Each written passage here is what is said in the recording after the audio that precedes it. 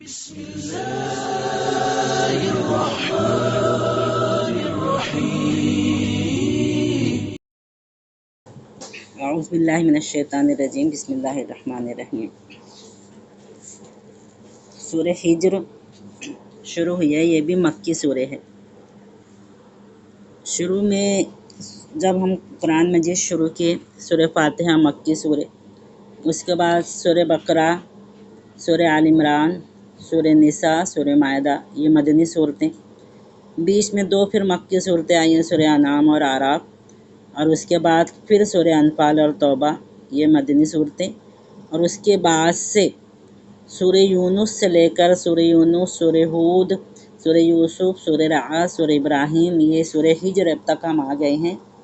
آگے بھی سورہ نحل ہے، یہ تمام مکی صورتیں ہیں۔ مکی صورتوں کی ایک الگ امتیازی فرق ہوتا ہے مدنی اور مکی صورتوں میں۔ مدنی صورتوں کو تو ہم مختصر طور پر یہ سمجھ لیں کہ اس میں اللہ تعالیٰ نے جب ایک امت بن گئی تو پھر انہیں یا ایھا الذین آمنوا مخاطب کر کے احکامات عطا فرمائے کہ اب کس طریقے سے زندگی گزارنا ہے اور کس طریقے سے آخرت کی تیاری کرنا ہے، کیا کھانا ہے، کیا پینا ہے، کیا پہننا ہے، کس چیز سے بچنا ہے، کیسے ہمارے معاملات کرنا ہے اور کس طریقے سے ہمارے تعلقات ایک دوسرے سے ہوں، ساری چیزیں اللہ تعالیٰ نے مدنی صورتیں میں بیان فرما دی۔ لیکن جو مکی صورتیں ہیں، شروع میں جب یہ مکی صورتیں مکہ میں جب صورتیں نازل ہونا شروع ہوئی، ہم آخری پارے کی چھوٹی چھوٹی صورتیں جب پڑھتے ہیں، بالکل چھوٹی چھوٹی صورتیں ہیں، چھوٹی چھوٹی آیتیں ہیں، ایک چونکا دینے والا، جھنجھوڑ دینے والا انداز ہے اس میں۔ اور اس کے بعد جب سلسلہ آگے بڑھتا ہے مکی صورتوں میں، تو ہم پیچھے جو پڑھ کر آئے ہیں، اللہ تعالیٰ آیتیں بتاتے ہیں، نشانیاں بتاتے ہیں، آفاق و انفس میں، کبھی آسمانوں میں، کبھی زمین میں، ہر چیز کی نشانیاں بتاتے ہیں، سمجھاتے ہیں۔ اور آگے یہاں تک یہ مرحلہ آ چکا تھا کہ پہلے سمجھاتے سمجھاتے پھر تھوڑا غضبناک ہوتے ہیں، اللہ تعالیٰ تھوڑا سختی کا تذکرہ کرتے ہیں، ڈراوے کا انداز، تنبیہ کا انداز اختیار کرتے ہیں۔ اور ابھی ہم پچھلے رکوع میں سورہ ابراہیم کے آخری رکوع میں پڑھے کہ پھر اللہ تعالیٰ انہیں صاف صاف یہ بتا دے رہے ہیں کہ آخر میں اب یہ انجام آخرت میں ہونے والا ہے۔ اور اس سورہ ہجر میں بھی اللہ تعالیٰ نے ان کو انجام کی ہی جو ہے تو یاد دہانی کرائی ہے کہ تمہارا انجام کس طریقے سے ہونے والا ہے۔ یہ سورہ ہجر جو ہے، یہ اسی آیت نمبر 80 میں جو آیا ہے ہجر، اس سے یہ ماخوذ ہے۔ آگے ہم پڑھیں گے تو اس کی تشریح آئے گی، اس سے اس کا نام رکھا گیا ہے۔ اور اس کے جو مضامین ہیں اس سے ہمیں اندازہ ہوتا ہے کہ سورہ ابراہیم سے بالکل مل کر متصل یہ سورہ نازل ہوئی، جس میں یہ دونوں چیزیں بالکل صاف نظر آتی ہیں ہم کو کہ نبی کریم صلی اللہ علیہ وسلم کو دعوت دیتے دیتے ایک مدت گزر چکی ہے، اور جو قوم مخاطب ہے وہ مسلسل ہر دھرمی اور مذاق اور پھر رکاوٹ، ظلم ستم کی حد ان کی طرف سے ہو گئی ہے۔ اس لیے اب سمجھانے کا انداز کم اور ڈرانے کا، تنبیہ کرنے کا انداز اس میں زیادہ ہمیں نظر آ رہا ہے۔ اور پھر ایک چیز یہ بھی ظاہر ہو رہی ہے کہ نبی کریم صلی اللہ علیہ وسلم اپنی قوم کے کفر سے، انکار سے اور ان کی رکاوٹوں سے اور جو مظالم وہ لوگ کر رہے تھے، اس سے نبی کریم صلی اللہ علیہ وسلم بھی تھوڑا تھکتے جا رہے تھے اور تھوڑا دل شکستہ ہو رہے تھے۔ دل شکستگی کی کیفیت آپ صلی اللہ علیہ وسلم پر طاری ہو رہی تھی، جسے دیکھ کر اللہ تعالیٰ اب اس سورے میں ہم پڑھیں گے کہ اللہ تعالیٰ آپ کو تسلی بھی دے رہے ہیں اور آپ صلی اللہ علیہ وسلم کی ہمت بھی بندھا رہے ہیں۔ تو اس طریقے سے سورہ ہجر ہے۔ اب اس میں اللہ تعالیٰ یہ فرما رہے ہیں بسم اللہ الرحمن الرحیم، الف لام را، الف لام را تلک آیات الکتاب و قرآن مبین۔ یہ جو باتیں نبی کریم صلی اللہ علیہ وسلم فرما رہے ہیں، یہ نعوذ باللہ کوئی گڑھی ہوئی چیز نہیں ہے، کوئی دیوانے کی بڑ نہیں ہے، کوئی اپنے طرف سے بنائی ہوئی چیز نہیں ہے، بلکہ یہ کتاب کی آیتیں ہیں اور قرآن مبین ہے، قرآن مبین کی، کتاب الہی کی اور قرآن مبین کی آیتیں ہیں۔ یہ کوئی معمولی بات نہیں ہے، یہ کسی انسان کا ہلکا سا قول نہیں ہے، بلکہ کتاب الہی کی اور قرآن مبین کی یہ آیتیں ہیں۔ اب یہاں پر ایک چیز ہم غور کریں گے کہ جن سورے میں قرآن مجید کی عظمت کا ذکر بتانا مقصود ہوتا ہے، ان صورتوں کی ابتدا حروف مقطعات سے ہوتی ہے۔ تو یہاں پر بھی حروف مقطعات سے ہی ابتدا ہوئی، الف لام را، اور پھر اللہ تعالیٰ یہاں پر قرآن کی عظمت بیان فرما رہے ہیں۔ یہ جو نبی کریم صلی اللہ علیہ وسلم آپ لوگوں تک بتا رہے ہیں، پہنچا رہے ہیں، سنا رہے ہیں، تلاوت فرما رہے ہیں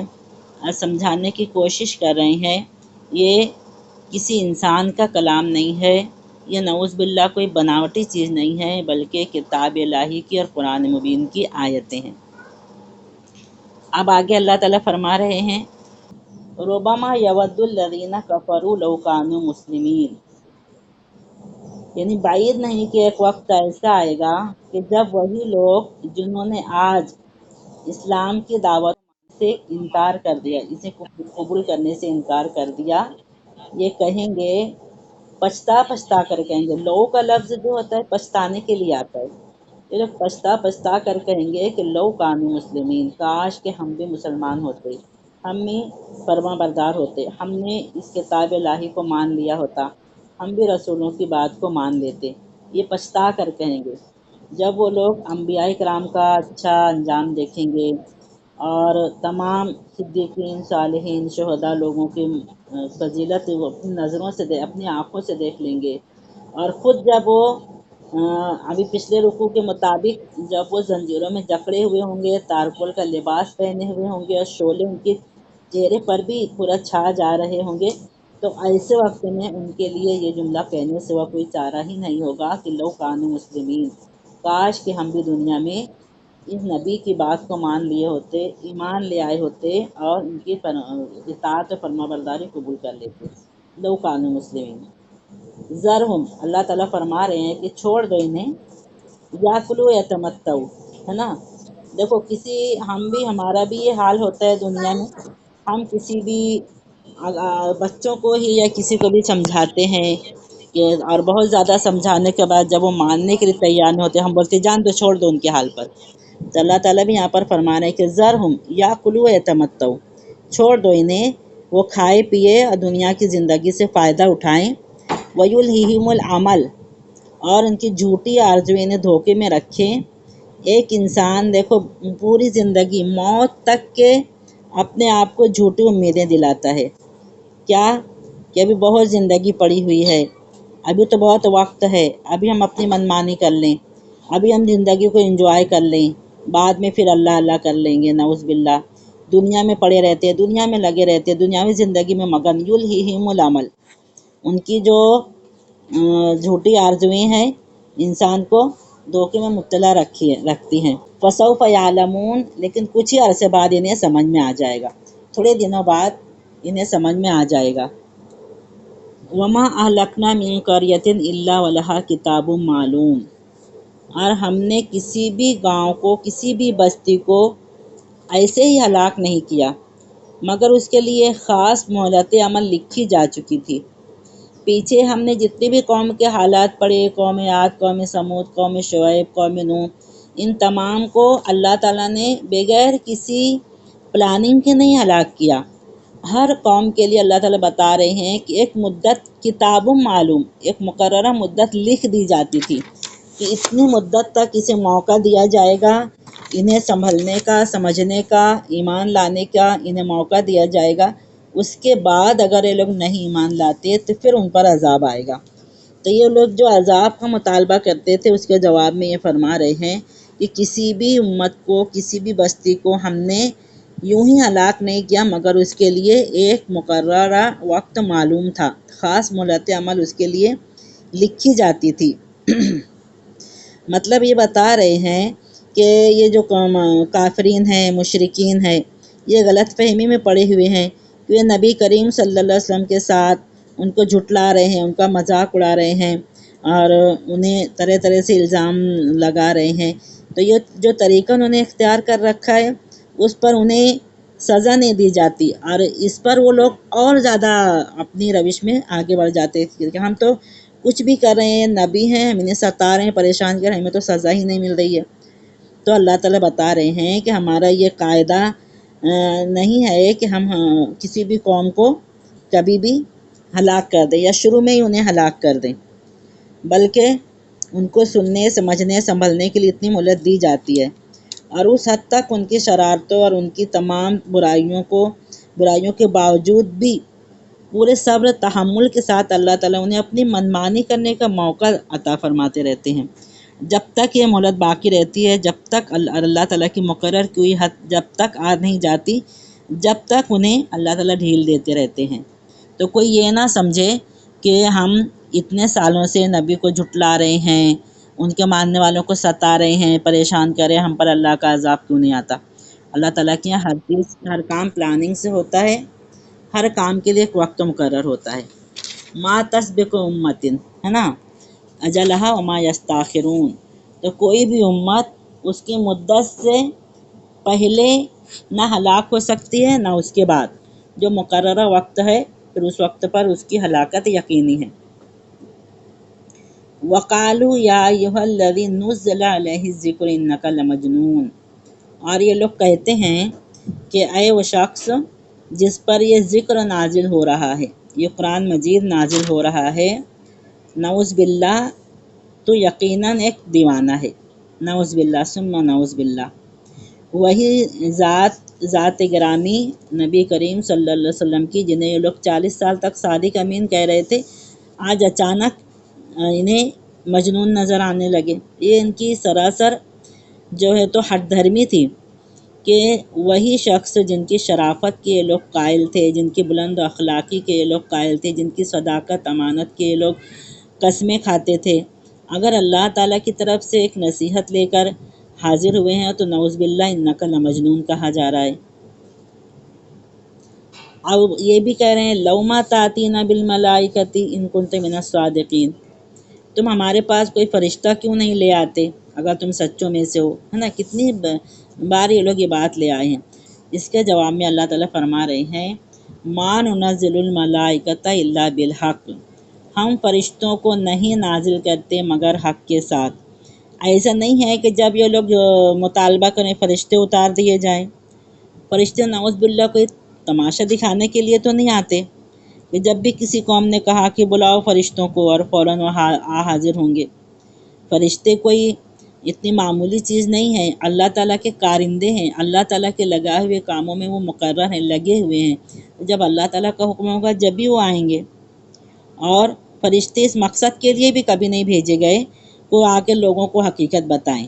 جب نبی بھیج دیے گئے، تعلیمات بھیج دی گئیں، نشانیاں بھیج دی گئیں، تو پھر فرشتے بھیجنے کی کوئی ضرورت ہی باقی ہے۔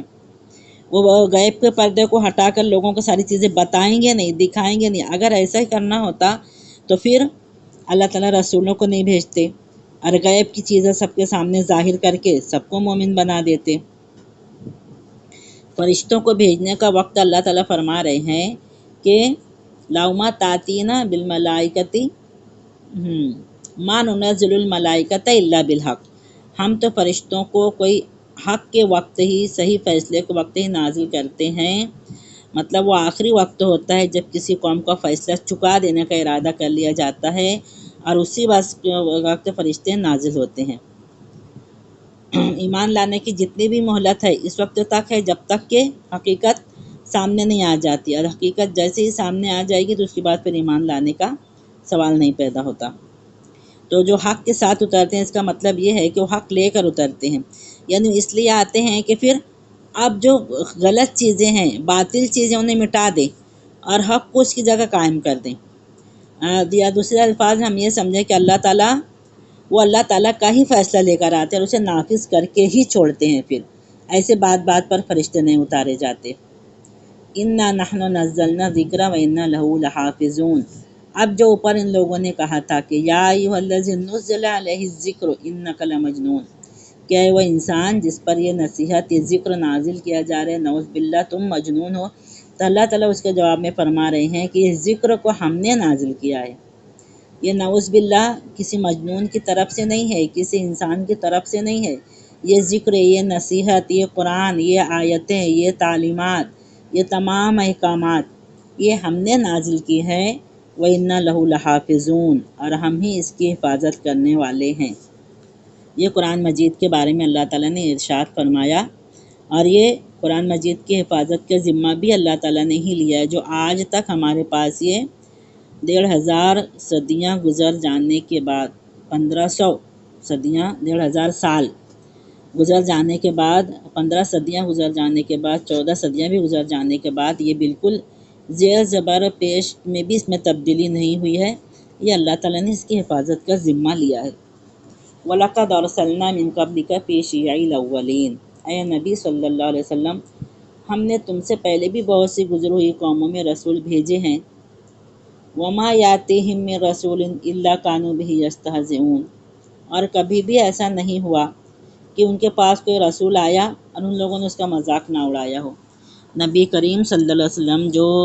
ان کی دل شکنی ہو رہی تھی، دل شکستگی ہو رہی تھی، انہیں سمجھا رہے ہیں اللہ تعالیٰ کہ نبی صلی اللہ علیہ وسلم آپ سے پہلے جتنے بھی رسول آئے ہیں، پورے 1,24,000 جو انبیاء آئے ہیں، تو ان سب کا ہی مذاق اڑایا گیا، ان سب کے ساتھ ہی یہی معاملہ کیا گیا، اور ان سب کو ہی ان کافرین مشرکین نے کسی بھی طریقے سے ستانے پریشانے سے باز نہیں رہے۔ آپ اکیلے نہیں ہیں کہ آپ کے ساتھ ایسا معاملہ ہو رہا ہے، سب کے ساتھ ایسے معاملات ہو چکے ہیں۔ كَذَلِكَ نَسْلُكُهُ فِي قُلُوبِ الْمُجْرِمِينَ، ہم اس ذکر کو اسی طرح مجرموں کے دلوں میں گزارتے ہیں۔ سلک یسلک کسی چیز کے اندر سے گزارنے کے میننگ میں آتا ہے۔ تو یہ جو ذکر ہے، نصیحت مومنین کے دلوں پر تو ٹھنڈک بن کر اترتے ہیں، سکون کا ذریعہ بن کر اترتے ہیں، لیکن یہی کافرین کے دل میں ایک سلاخ کی طرح چبھتے ہوئے محسوس ہوتے ہیں۔ مجرموں کے دلوں میں یہی ذکر، یہی قرآن کی آیتیں، یہی تعلیمات جو ہے تو ایک سلاخ کی طرح چبھتی ہے۔ لا یؤمنون بی، وہ لوگ اس پر ایمان نہیں لاتے۔ وقد خلت سنت الاولین، اور اس سے پہلے ایسے لوگوں کا، اس طریقے کے لوگوں کا پہلے بھی یہی طریقہ رہا ہے۔ آج جو لوگ آپ کے ساتھ کر رہے ہیں، پہلے بھی یہ لوگ جو ہے تمام انبیاء کے ساتھ ایسا ہی طریقہ کر چکے ہیں۔ وَلَوْ فَتَحْنَا عَلَيْهِمْ بَابًا مِّنَ السَّمَاءِ فَظَلُّوا فِيهِ يَعْرُجُونَ، اور اگر ہم ان پر آسمان سے کوئی دروازہ کھول بھی دیں، ان کے مطالبے کو پورا کرنے کے لیے فرشتے اتارنے سے آگے بڑھ کر اگر آسمان سے کوئی دروازہ کھول دیں، فَظَلُّوا فِيهِ يَعْرُجُونَ، اور وہ دن دہاڑ اس میں چڑھنے بھی لگیں، جانے بھی لگیں، تو بھی وہ ماننے والے نہیں ہیں، ایمان لانے والے نہیں ہیں۔ اس وقت وہ کیا کہیں گے؟ لَقَالُوا إِنَّمَا سُكِّرَتْ أَبْصَارُنَا، تب بھی وہ یہی کہیں گے کہ ہماری آنکھوں کو دھوکہ ہو رہا ہے۔ بل نحن قوم مسحورون، اور بلکہ ہم پر جادو کر دیا گیا ہے۔ یعنی اتنی کھلی نشانی اگر اللہ تعالیٰ نازل کر دیں گے کہ آسمان کے دروازے ان لوگوں کے لیے کھول دیں گے اور یہ لوگ اس پر چڑھنے بھی لگیں گے، تو بھی اس کو حقیقت نہیں مانیں گے، ایمان نہیں لائیں گے، یہ کہیں گے کہ ہماری آنکھوں کو دھوکہ ہو رہا ہے، نعوذ باللہ، جادو کر دیا گیا ہے، نعوذ باللہ ہمارے اوپر، اس لیے یہ ساری چیزیں نظر آ رہی ہیں۔ تو یہ لوگ جو ماننے والے نہیں ہیں، تو ان کو کوئی بھی کسی بھی قسم کی نشانیاں دکھا دی جائیں تو ایمان نہیں لائیں گے، اور جو ایمان لانے والے ہیں، جن کو اللہ تعالیٰ توفیق عطا فرماتے ہیں، وہ صرف نبی کریم صلی اللہ علیہ وسلم کی ذات گرامی کو ہی دیکھ کر، ان کی انقلابی شخصیت کو دیکھ کر، ان کے صحابہ کرام کی تمام شخصیت کو دیکھ کر، یا دنیا میں جو نشانیاں موجود ہیں، یا قرآن مجید میں جو آیتیں سنائی جا رہی اس کو پڑھ کر ہی لوگ ایمان لے آتے ہیں۔ تو ان لوگوں کو کوئی بھی نشانی بتا دی جائے تو یہ لوگ ایمان نہیں لائیں گے۔ اب اس رکوع میں اللہ تعالیٰ نے انتہائی سختی کا انداز اختیار کیا ہے کہ اب جو ہے سمجھاتے بتاتے نشانیاں دکھاتے انتہا ہو چکی، اب انہیں چھوڑ دو، کھائے پئیں، جب تک ان کی قسمت میں رزق لکھا ہے وہ کھائے پیے، دنیا کی زندگی سے فائدہ اٹھائیں۔ ان کی جو جھوٹی تمنائیں ہیں جس میں یہ مشغول ہیں، جھوٹی تمناؤں سے ہٹ کر یہ لوگ آخرت کے بارے میں سوچنا ہی نہیں چاہتے۔ آج तमाम लोगों का ये हाल है। ये तो काफिरीन मुशरिकीन के बारे में अल्लाह ताला फरमा रहे हैं, लेकिन अल्लाह ना करे कि मोमिनीन का भी ये हाल हो चुका है कि हम झूठी आरज़ुओं में ये समझते हैं कि अरे अभी तो हमारी जवानी के अय्याम हैं, अभी तो हम बहुत सेहतमंद हैं, अभी कहाँ हमें मौत आने वाली है, अभी जो करना है कर लें, अपनी मनमानी कर लें और अपने नफसानी ख्वाहिशात को पूरा कर लें और फिर मौत से पहले पहले नऊज़ बिल्लाह तौबा कर लेंगे, या फिर ये कि बहुत इबादत कर लेंगे। तो ये झूठी आरज़ुएँ, झूठी तमन्नाएँ। किसी को नहीं पता उसकी मोहलत अमल कब ख़त्म हो जाने वाली है और कब उसका बुलावा आ जाने वाला है। तो ये झूठी जो उम्मीदें हैं, झूठी तमन्नाएँ हैं, ये एक मोमिन इंसान को गाफिल नहीं करती। एक मोमिन इंसान जो हर वक्त जाने के लिए तैयार होता है, वो तैयारी करके रखता है कि कब जब भी बुलावा आ जाए तो मेरे पास मेरा जो ज़ाद राह है वो मैं तैयार रखूं, अपने आमाल को अच्छे कामों से, अल्लाह ताला के पसंदीदा कामों से मुज़य्यन करके रखूं, ताकि कभी भी मेरी ज़िंदगी का ख़ात्मा अगर हो जाए तो फिर उस वक्त पछतावा ना करना पड़े।